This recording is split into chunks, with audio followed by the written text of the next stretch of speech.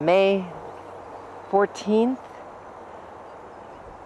No, actually it is May 17th, 2018, and we're in Easton, Washington.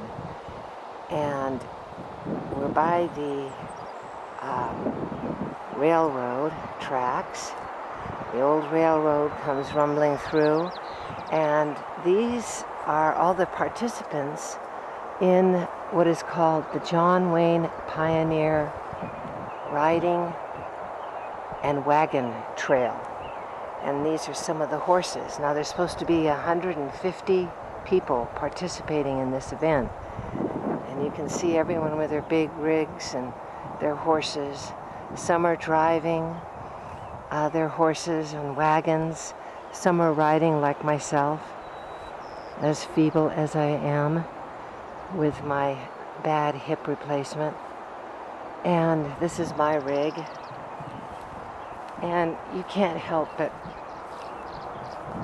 love the idea. These are the wonderful wildflowers that are growing in this meadow. And there's my horse, Zorro. And Zorro and I are going on this journey because we're fools. Well, he's not a fool, but I'm a fool. And Zorro, am I up for this? Touch me if I'm up for this journey.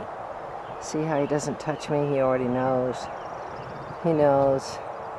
But I'm going anyway. So there it is, huh? Look at this beautiful meadow.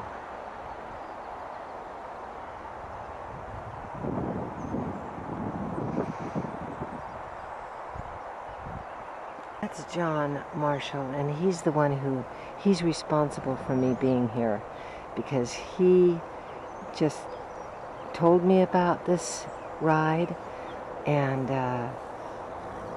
you know, and I don't know if he regrets it now or not. So it's the day before the ride, and people are starting to get their horses. More and more people are coming, and they have these incredible rigs. Look at, a lot of these people live with their horse on the road. What a life, huh? And they ride in all the beautiful places. And what's really interesting is they're mostly old people. They're in their 70s and 80s. Where's the young? Where's our young folk? They need to be out here. They need to be learning how to live the pioneer life. So I'm talking to you young people. You've got to start thinking about getting to know horses. And there Zorro is, and he's all excited, aren't you? Zorro, you're all excited, aren't you? You want to get going. Yeah, okay, so we got to get going.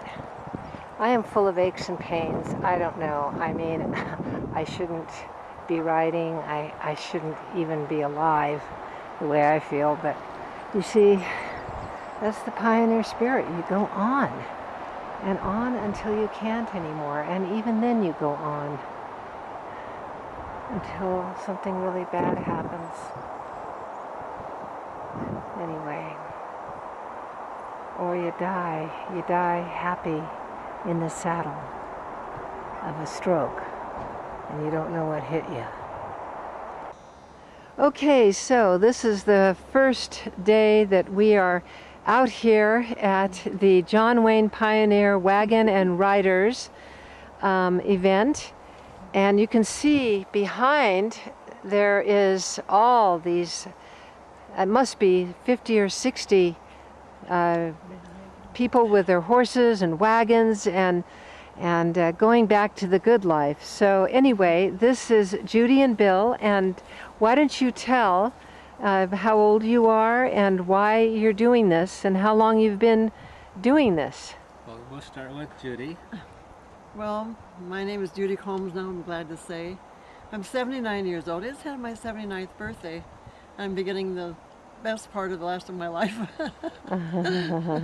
As God has opened my heart to love again. Oh. Well, but she's been on the John Wayne Trail since it started, basically. How many years? Well, actually the trails, this is our 37th crossing now, so I didn't start at the very beginning, but it's been about 34 years for me.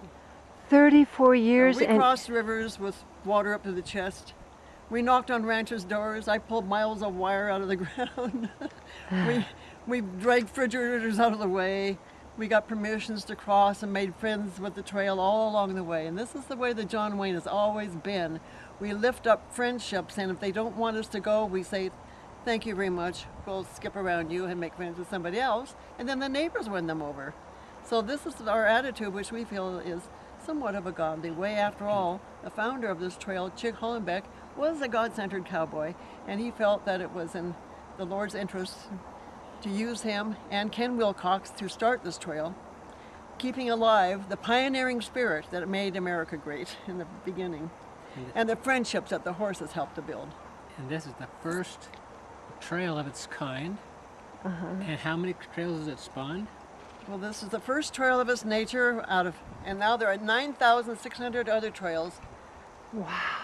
Throughout the United That States. have patterned themselves after But this this is one. the mother of them Oh my all, right here. And how long is it? It's right now it's 260 miles from Rattlesnake Lake in North Van Clear to Idaho. But however, we began in Easton, which makes it a 226-mile long trail. Oh. So it's not a ride you're going to sleep in on, but you will see more changes of terrain than any other state in the Union. As we pass out of the mountains, through river valleys. You're going to go through the Yakima River Valley tomorrow, watching well, not tomorrow, the day after, watching the osprey dive for salmon in the Yakima River. Then you come out through tunnels and through ranch land, and then down through farm country and finally into the desert. You cross the Columbia River through the scablands up there. Wow.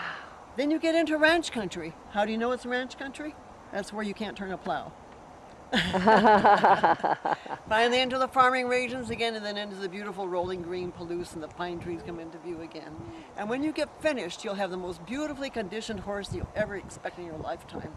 Wow. Muscles rippling, fine show of ribs. Well, it'll take an hour of galloping just to get the edge off them. They're in such good condition. And what's best, they love you so much for working them. They love it. Yes, they do. Follow you around. They think they're dogs. They come in the house. But you say, no, go back, you're going to break through. So it's not just the conditioning that makes you feel so good. It takes 2 weeks just to feel good enough to go forever. And the longest one we did is a 425-mile ride. This lady right here, her name is Rusty. She's walked it. You don't want to be involved in this interview. She's walked it. But She's walked the whole route. many my times over. Oh my So- gosh. It's the camaraderie, it's the friendships that the horse has Yeah. helped to build, that we're keeping alive the pioneering spirit. Well, thank you so much. Can you introduce me to your horses? I would love to, but I'm going to introduce you to my Bill, because Yes. God opened my heart to love again after being widowed for 10 years, and Bill for a year and a half.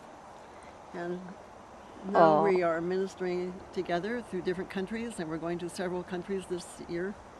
And I'm only pushing 80, so No. as long as we stay with our horses, we stay healthy, Yes. stay outdoors, Yeah. keep love. Yeah. Yeah. Yes. That's wonderful. Makes the life Thank go you. better. Thank you. So how did you put two meet? well, we both went to a Sabbath ministry Excuse me. about 20, 30 miles from each of us. I lived in Seattle. She lived in Duval, and I was going there for about I would say 4 or 5 months. She had been going there since 2008, but that whole summer she didn't go until I'm riding, what can I say? in the last day that I decided to go, she came. Her best friend introduced us because we were both authors, and so we met afterwards. She wanted to know how to publicize her book more, and so we met, and You let me know. and then let I me let her know. know right off the bat, because you see, I'm 73 and in pretty good shape. I'm a retired Presbyterian minister. I say I'm a retired Presbyterian minister. I belong to the University Presbyterian Church in Seattle, Washington, 4,000 members, and there's a number of ladies my age going to our first service. And so I had to be very, very careful because there's a lot of people with, a lot of women with little hooks out trying to drag you. So I had to be very careful to say, you know, I'm here, I love you, but that's it. So if our first meeting, I share with her, I'll be very happy to help you with your publication, but that's it. I'm not interested in a relationship. And she said, that's great, because I'm not either. So I have ministry. I'm helping people, the homeless people, and I've adjusted after 10 years of widowhood, and I'm my own person now. I'm happy to be alone, and I feel safe with you. And I have an international ministry, and you know what? I didn't feel like there was a time now that I'd lost my wife of 47 years, 48 years, just a year before, that I didn't really feel like it was right to bring another person into my life and then have so much devoted to the ministry that I wouldn't have time for her. So I just wanted to keep myself detached from that kind of relationship anymore. But you just couldn't resist her charm, Well, could you? that wasn't it. That wasn't it. 3 days later, I was not attracted that way. There was he. His wife was short blonde. I've been told dark men. So it wasn't it. But God looks on the inside and sees what's there. 3 days later, and he's a handsome man. You know, no doubt about that. Can you speak up a little? No doubt about it. He's a handsome man. Yeah. But it wasn't. That wasn't for it. me. And so 3 days later, I began getting dreams about him with his face in it, and my feelings were deepening for him. Yeah. And I rebuked it because I thought it was a deception, and I didn't want to be thrown off my course. And I saw my wedding dress, and I said no. And then the Lord started bringing him dreams. I invited him over to my house. He had challenged the Lord, if she says anything about this, then I'll know I'm on the right track, because he'd been rebuking the two like it was a deception.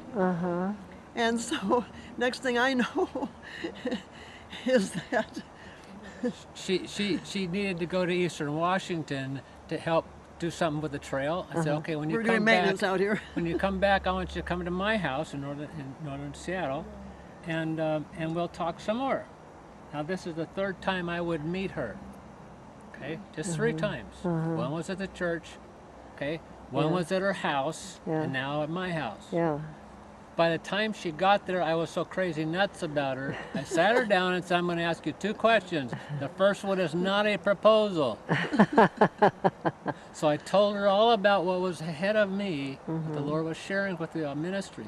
I said, it's not going to be easy. I don't want you to think that you can be a partner with me just because you feel sorry for me or you think you can help me.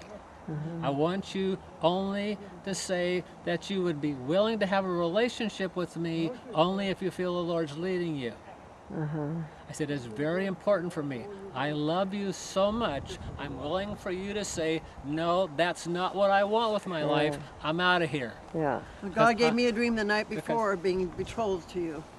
And then you invited me over. And I said, I love you unconditionally, so I'll let you go if you want to go. So she said, no, I definitely want to go in that direction. So I got down on one knee and I said, Judy, child of God, filled with the Holy Spirit, will you marry me? Could I say any less? Okay. And So a man of faith that would ask a woman he doesn't know and he's going to support and love for the rest of her life is a man of God. Yes, that's right. He did it to please the Lord. so And I recognize so that. it's not over then. So after she left, I said, okay, how come you didn't heal my wife? Because she was on the road out with Lyme disease. How come you didn't heal her so that we could continue 48 years on and on?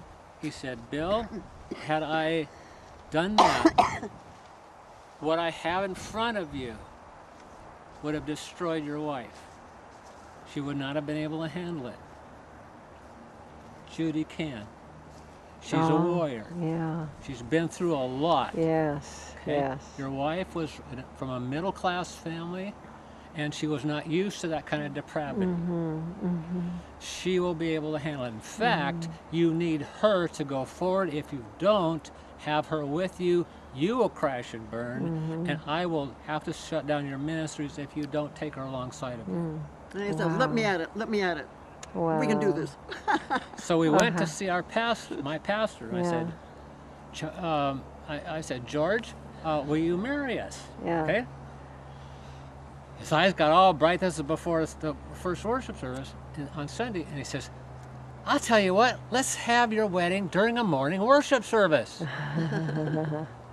Now that was significant for me. I almost broke down and crying because Miriam and I, my first wife, had asked our pastor in Bellingham the very same question in 1968. And he had said, why don't we have it during a morning worship service? Wow. And so we did. First church in Bellingham, Washington, we got married at a morning worship service. I have never seen another morning worship service with a wedding in it since then or after. Oh, oh, Now, what a our wonderful wedding story. was just awesome. Awesome. She had not only her maid of honor, but 6 bridesmaids. I had my excuse me, my best man was a bishop from Kenya. Wow. One of my groomsmen was from Greece, from Iran. 2 of them were from Fiji. My brother and another young man. So it was an international group Wow. going to an international ministry. Oh, that's wonderful. We're My going to family is end. international. Well, My we're bridesmaids, my maid of Wow. honor. well, we're going to end it right Oh, there okay. on this wonderful note. Okay.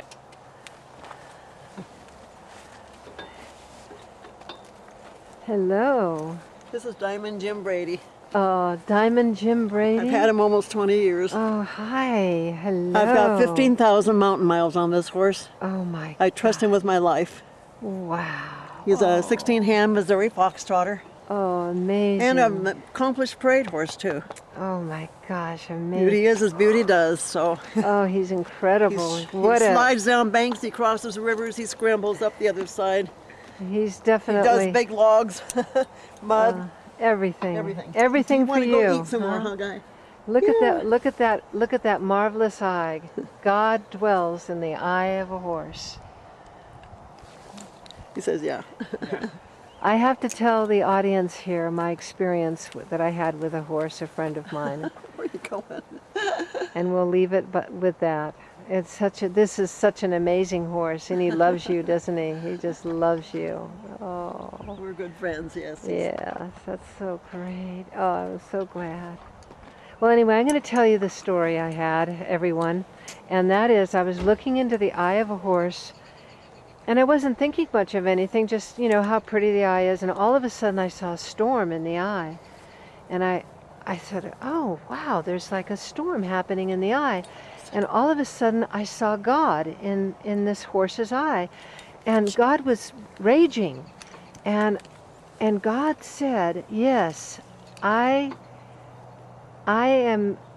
It's hard to explain what he said, but it was that he had taken the form of a horse to watch humanity. It was his way of spying on us, how we treated the horse and how we treated animals and how we treated each other.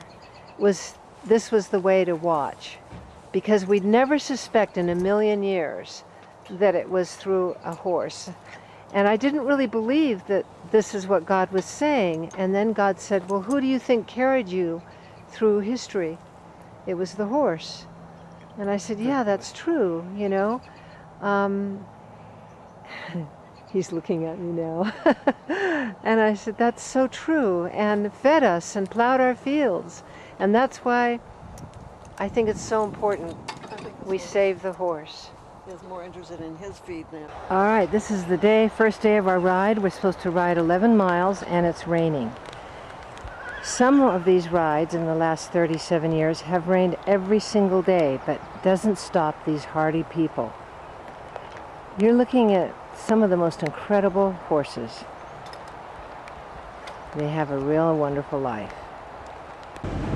So it's 9 o'clock in the morning, May 18th, 2018, and it's rainy like you wouldn't believe. But all these 80 and 90-year-olds are going anyway. Is it the last of the tough? So we've arrived at Cle Elum. This is going to be our first, after the ride, this is where we'll all be camped out. And you can see there's got to be at least 100 people here with their horses. So there's a Steely Dan, and he waited a whole hour, and he's anxious to go. Oh, okay. Don't, no, no, no, no, no, no, no, no, no, no, no, no, no, no, don't. Second day of ride, dawn. We have to be at the bus at 7 o'clock. Here's Zorro. He's rearing to go. I was so sore last night, my back. I didn't think I could do it, but this morning my body is feeling good. So I guess we're going to go on this 17-mile ride. My horse is up for it. I'm up for it. Boy, it's a nice life, I'll tell you. And it's one of those kind of cloudy, overcast days. It's cool and it's beautiful. Okay, so we're here in Warden, Washington now, and the horses yesterday went 23 miles. And this is Mary and Paul, and thank you so much. Would like to do a little interview about your story and why you're here. So let's start with you, Paul. Why are you here? We've been doing this ride since 1991. You're gonna have to speak up.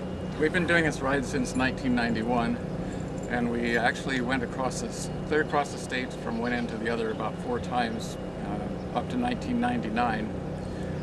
And since then we've been a little more sporadic, but we also got new horses in around 2011, and the ride became more enjoyable for me, so we've been doing it every year since about 2011. Wow.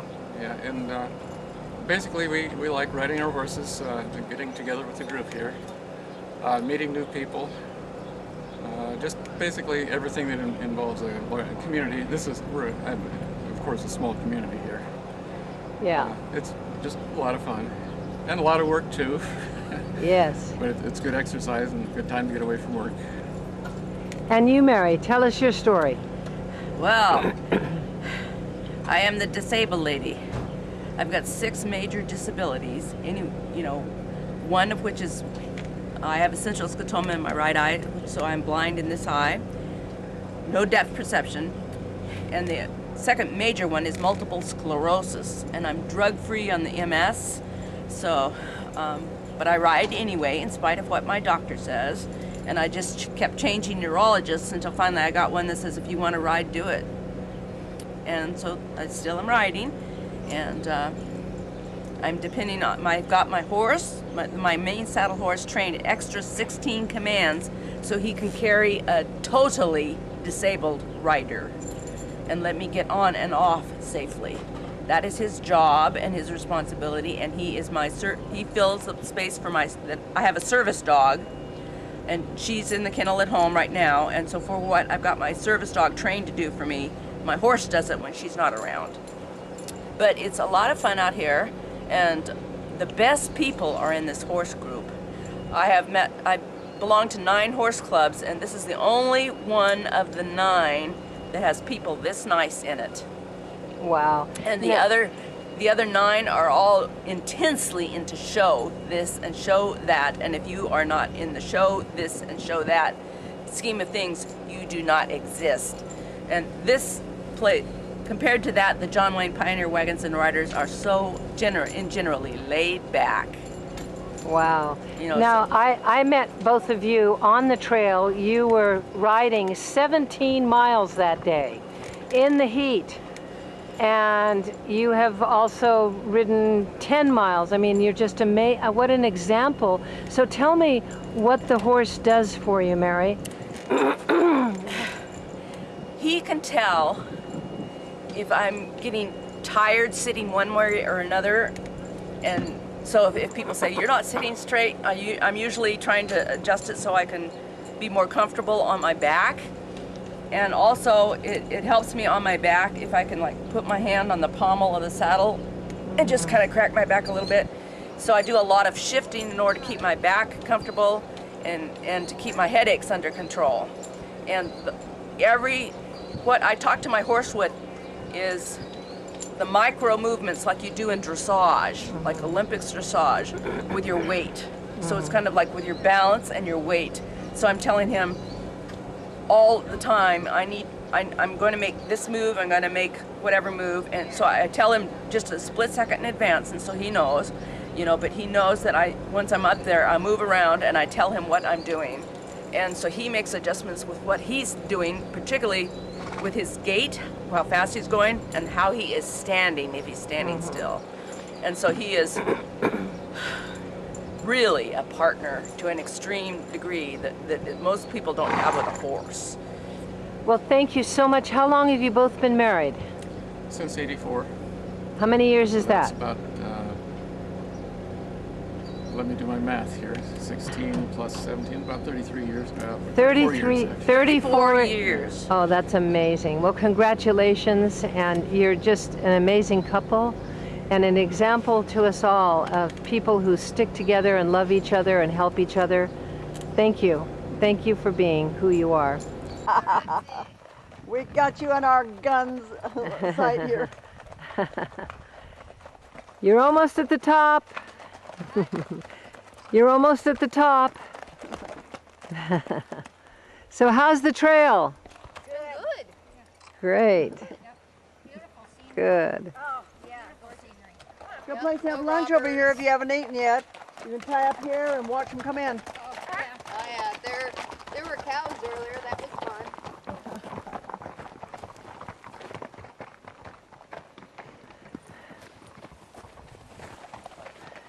Okay, so you see, they're bringing back the West. You're seeing them at the top. Hello. It'll be a good place for it. Bringing back the West we are. Liz, that's a good idea. Hello. There's her husband, Tommy, who's going to see that she came through okay. Yeah.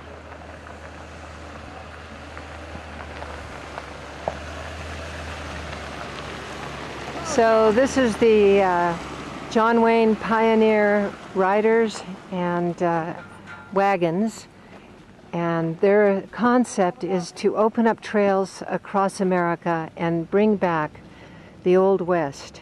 So people in covered wagons and with bicycles and non-motorized vehicles and horses and walkers can all enjoy nature as it used to be. And this is Judy Combs in front of us, who I interviewed earlier. Judy, you're responsible in a great part for this all happening. And well, it takes a lot of teamwork, you know. I'm Judy Combs, president of the John Wayne Pioneer Wagons and Trail Riders. Yeah. Pleased to be here. We've done this every year now for 37 years, so we know how to do it. Yeah. But this particular area is very historic. It's the site of an old stagecoach run. And what I'm going to ask you to do is move down closer to the edge where you can see the trail down there. Okay. And you look across and we can follow some more riders coming through. Okay. We've been pleased and happy on this trip. We're getting so bonded together. The horses are getting like big dogs. They'd come in the house if you let them. It's so true. My horse is just, I've become so much closer with my horse. Just, Follow me, Summer. yes, I'm following. I want to be careful not to run you off the edge here. But see, down there is where the road is coming through. Yes, okay. That's the site of the old stagecoach line. Oh, okay. By the time the riders get here, their horses are so fit they can gallop for an hour just to get the edge off. Amazing. This area is known as the Palouse. There were several Indian wars fought through this area at one time. You can almost see them on the horizon. We Boy, relive it's the reveries of yesteryear as we Yes, travel, yes. renewing history. So this is the old stagecoach, and you said that robbers used to hang out where? Well, down in the valley here and around the corner, there's some hideout spots for them.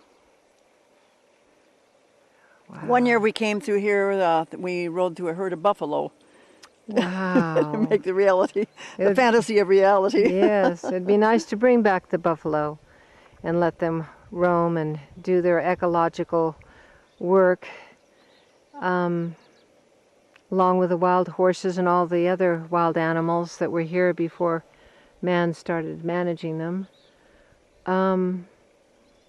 So, If you're quiet enough, maybe you can hear the wind and whispering through the trees. I don't know if that would pick up that I sound. think we can. The most beautiful area, isn't it? So down below, if you can see that truck, that is the place where they water the horses, and they have a big tank filled with water. Actually, there's a creek running through under there, and we don't need a tank at this point. Oh, There's a okay. bridge down there with a ramp running off of it right down to the creek. Oh, so they don't bring then the. We don't need the water down I here. see. Okay, but generally. Our assistance is further up the trail where the riders I can stop. see. Okay. So horses at halfway point, they get to stop for carrots and water, and there's toilets. And red licorice for the riders. Yeah, that's right. Red licorice for the riders. So it's all very, very well planned out. And some of where we are now, Malden, they welcome. Tell us a little bit about Malden and how they welcome your riders and wagons. Malden was a central point for the railroad. There was a switching yard with many tracks in there. When the railroad left, Malden pretty much folded up. Mm-hmm. Today it's a retirement community, and when they heard that we were reopening the abandoned railway line about 1981, they all jumped on board to see how they could help facilitate that. Malden even constructed showers for us for our use, and then later they built onto it offices. They decided to use the site for themselves also, which was fair, of course. The showers are a welcome respite after a week of no baths. Oh, we're not too ripe, you know. We got baby wipes and things, but it's a while before you see some real running water and a real flush toilet. So, Yes, yes. so it's nice. They've even had garage sales you can ride a horse to. Wow. If you can get it home on the back of a horse, a lawn chair, or whatever, without them shying away from it, you're doing pretty good. You're a better rider than I am. At different times, they've had real entertainment for us. They've brought in music for us. We've had dances here. Other times, there's been vendors on the street with their homemade wares to sell us things. It's nice. It's not like you don't feel like you're being proselytized or forced to go out and buy something, but it's there to pick up a memento that was created and handcrafted by the people of the area. So tell me, what kind of problems do you run into as far as trying to open up this railroad, these old deserted railroad lines? What are some of the difficulties that you've had to overcome and the victories that you've won? Well, the best picture I can kind of present, I think, is you think of the rancher taking a stance in the middle of the trail with a shotgun crossing his arms. We're friends, not foe, you know. Yeah, right. Some of them were pretty definitely against opening it up because they had three major fears, which each one of them have proved non-productive. So one was that we would leave the gates open and let their livestock out. Second one was that we would steal from them. And the third one was that we would trash their land. Of course, we're all livestock users, so we just want to enjoy what they have and been appreciating for many years. So I asked one time, well, would you rather see the trains coming through, starting fires, you know? What we need to keep in remembrance of them is a phrase I heard you say once, keeping alive the Old West, renewing the West. How did you put that? Bringing back the Old West. That was good. That's really good. Bringing back the Old West. Yeah. And that seems a softer approach. Of course, we never really wanted to force our way through anybody anyway. So what would happen was we'd just skip them and make friends with our neighbors, and the neighbors would persuade them. And in the beginning, we didn't have any maintenance on it, so we spent thousands of man-hours picking up telegraph wire, glass, drag refrigerators out of the way. We didn't bring them in there on the back of the horse, that's for sure. Boulders out of the way. And even after we gained permissions to cross the gates, sometimes it took a man and a boy to manage. You had Montana gates, you know what that is. No. Barbed wire fence gates made with just a stick in the middle of them. Oh, yes, okay. And then a post with a barbed wire wrapped around the other post. And sometimes they'll leave a bar there for you to pry the barbed wire off of, because you can't grab that with your hands. Right. It takes gloves to handle it anyway. And it was quite a beast to get through, and then have to connect it again. So Well, now, other times the gates dug into the road. But Malden in particular, to finish up that thought there, has been open to us, and they even feed us dinner. They feed us breakfast. They wake us up in the morning with the most wonderful songs. Instead of using the church steeple for the worship songs, they use the church steeple and its sound system to bring forth the old sons of the pioneers with early in the morning to wake us up with these songs drifting across our camp. I'm talking about songs like Wagon wheels, keep on turning, wagon wheels. And as these songs come upon you, go, oh, yes, I'm in Malden. One time they had big, large buttons saying, "We love John Wayne" on them, great big ones like that. And like I said, they feed us breakfast and lunch and dinner. It's just like they can't do enough for us to be hospitable. well, Of course, we you like know, it here. It's such a welcome respite from the scablands, the deserts that we've been crossing. Depends on how the seasons are. Now, if you cross the desert when it's 100 degrees and back to back all day, you get here, it's a real oasis. Yes, it is. The contrast in lands is amazing, from the scablands to this, and it's all amazingly beautiful. But what really has impressed me is my horse. And all just to watch how happy and how settled in he's become, and how used to things that he used to be so frightened of. He's learned so much, and his mind is being used. He's not just sitting in a stall 24/7 like so many horses across America are. So I urge everyone that has a horse, start looking into the John Wayne pioneer wagons and riders and join them once a year, and make this an event that starts happening across our country. Let's bring back the Old West. Let's start entertaining our most intelligent horses. They're so brilliant of mind, and it's like being in jail, you know, when you don't do anything with them. So thank you. They like being worked. Thank you. They love it. They Thank you love very it. much. Thank you very Appreciate it. much.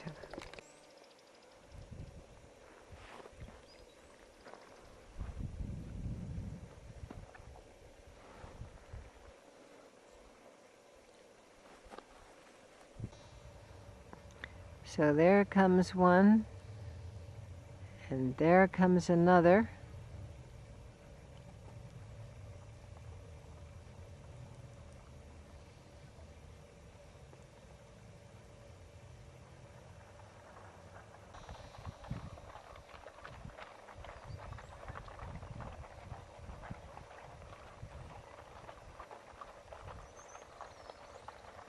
I don't know if you can see them or not, but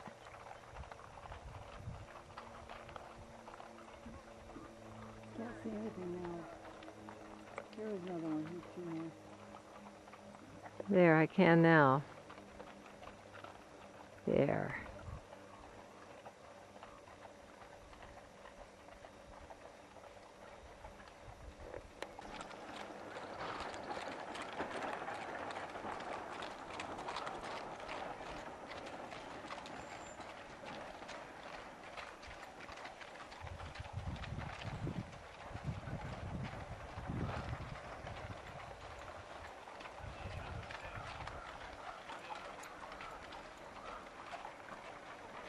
Bringing back the Old West, folks. Imagine trails throughout America, with little inns and stables, and the quietude where all you hear is the footsteps of horses once again.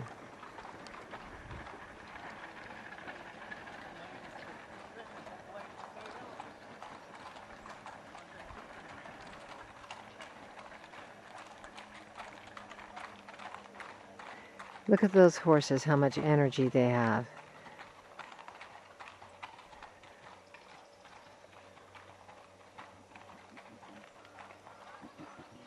Prancing as they go. They're so enjoying themselves.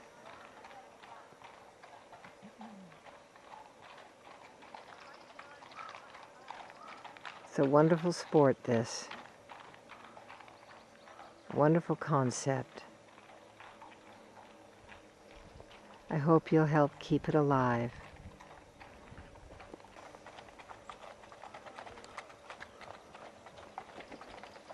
There we go.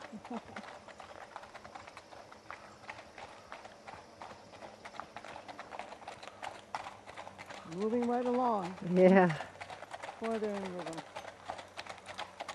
Easy does it.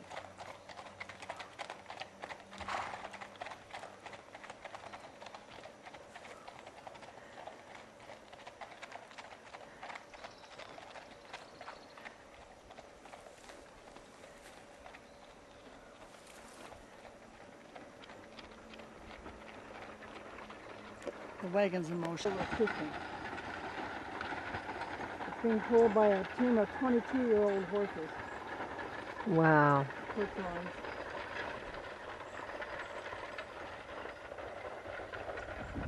lines. So, Judy, tell us about this buckboard that's coming into view pretty soon. What we have coming into view is a red buckboard that Clarence made himself. Now, he's an old dairyman from the Snoqualmie Valley, but this is actually a rebuilt original. He has no rubberized assistance, so the wheels are hard steel when making for a very rough ride. He just paused for a moment to give his horses a break. They're 22-year-old Percherons. Hey!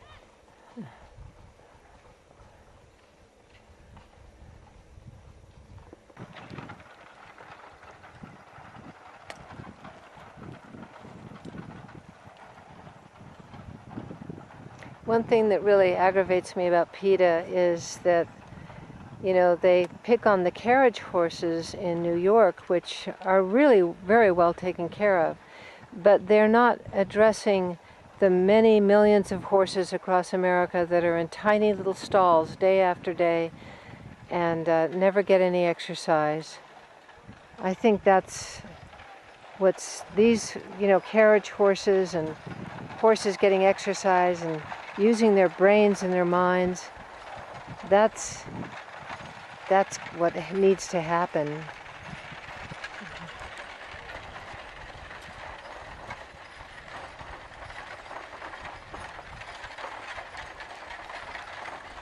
There we go. Get into the wagon. I think my husband is on this one here. Look at that beautiful carriage. He built it himself. And Clarence is 80 years old.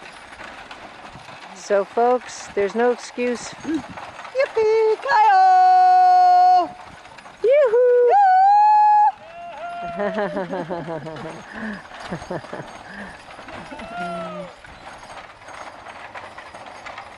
Great sport for us 80-year-olds.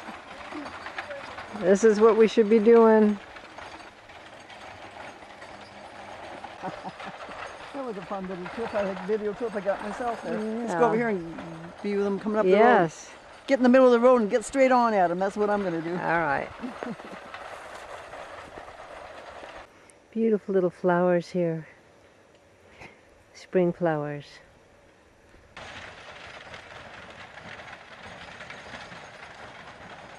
Bringing back the Old West, folks. Imagine these wagons once again, bringing people across America to the towns.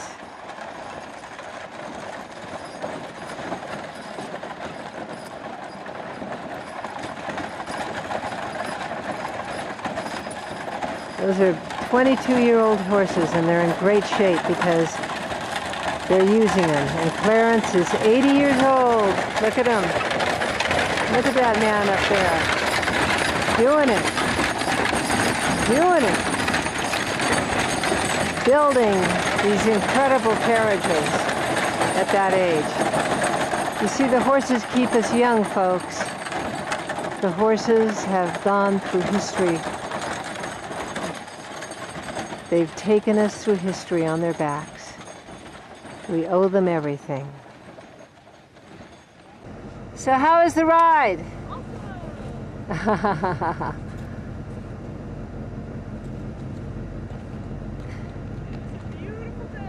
Beautiful day. Did you not ride today?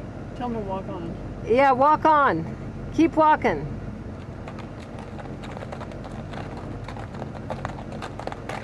It's a glorious day. Glorious.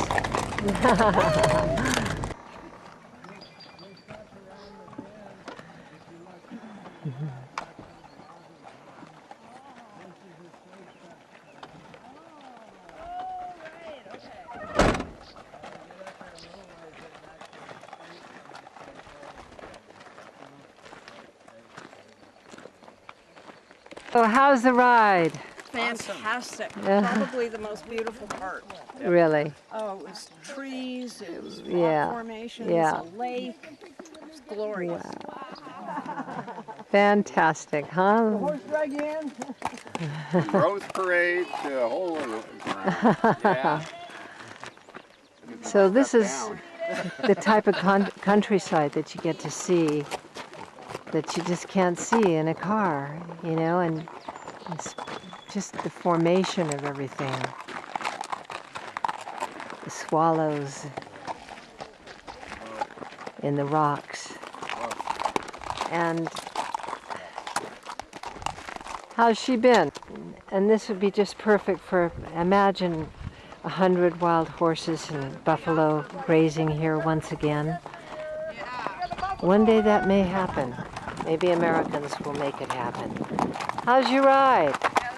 This is the best ride of the trip. Wow. Beautiful. Yeah, I bet. Awe-inspiring, isn't it? Beautiful. Wow.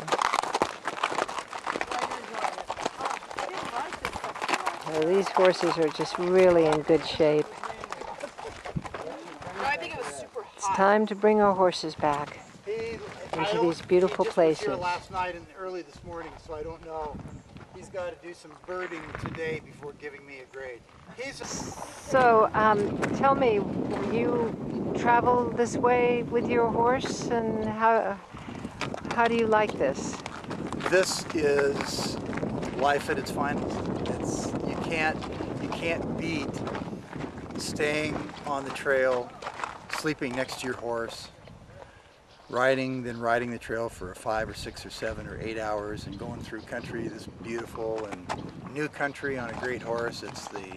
There's nothing better in life.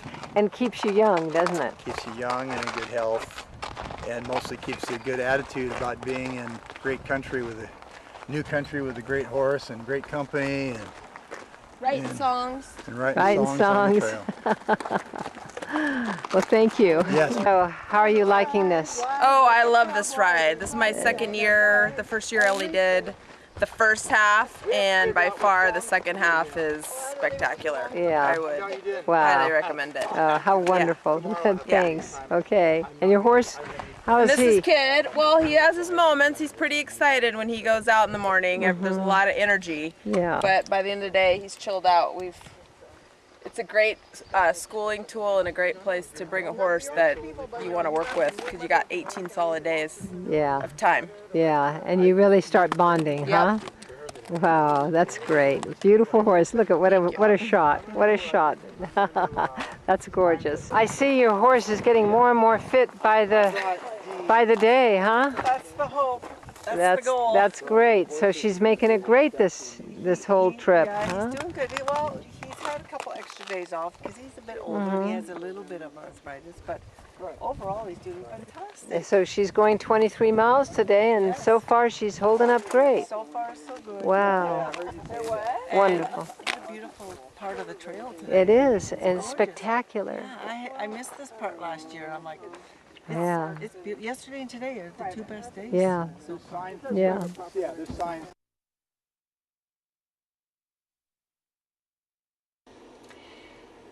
This is June 11th, 2018, and the face of an alien is been captured on my video surveillance system on camera 1 outside my garden window. Is it for real? God only knows. Person, and was rewarded by cheers and applause by those suffering through the worst smog this city's ever witnessed. That orb The headline reads, is a "True reflection leader in a crisis."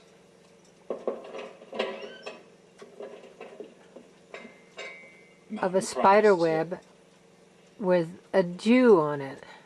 The parallels between his appearance yesterday and the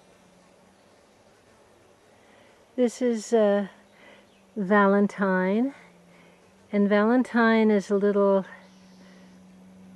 banty hen that I bought at an animal swap, and she has Merrick's disease, and that is a herpes virus that paralyzes chickens so that they can't move and they slowly die.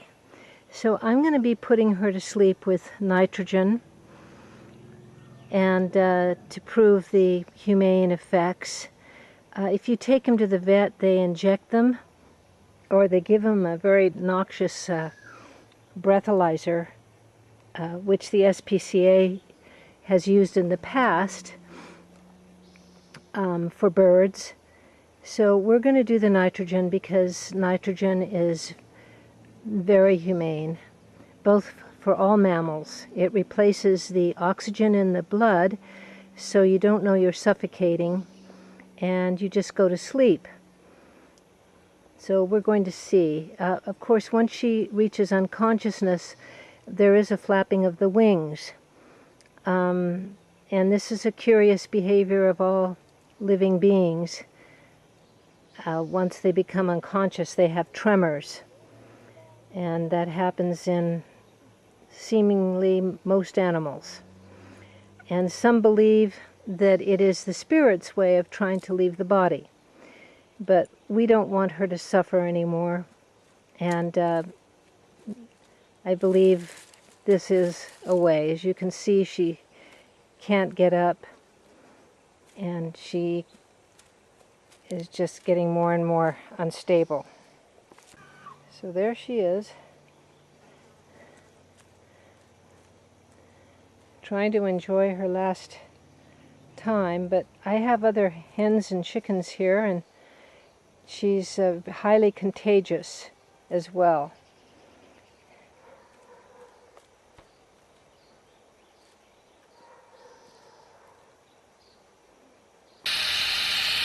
So the nitrogen is going in there.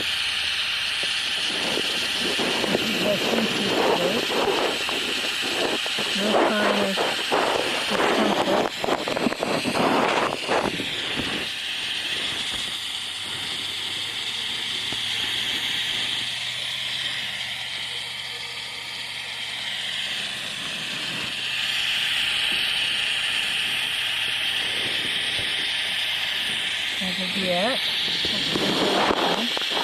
There she is.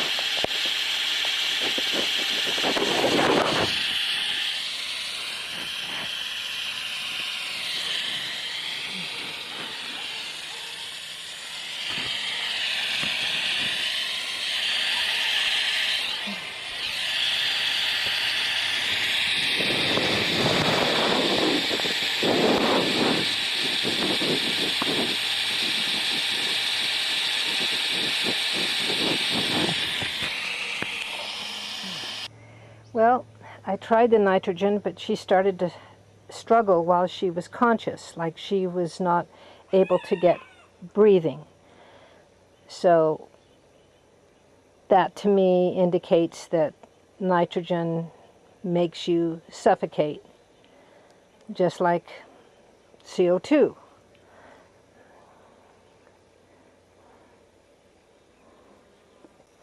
Therefore, I guess I will have to let her die naturally.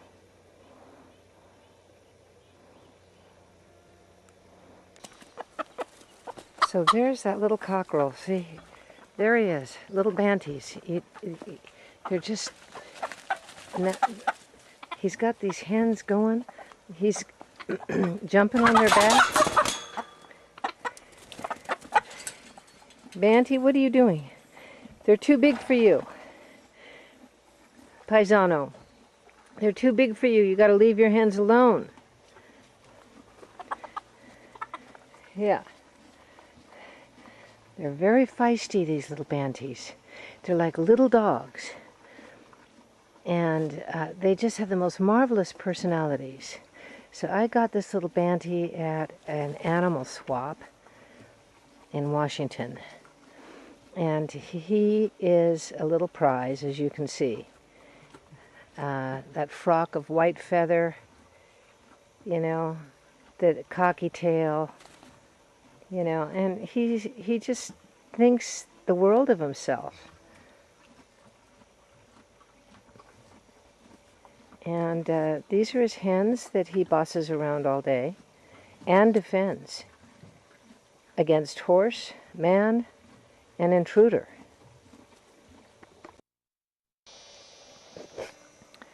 And on a final note, a word about our forests. Up here in eastern Washington, where I reside during the summer, I've been here for the last 20 summers, so I know what I'm talking about.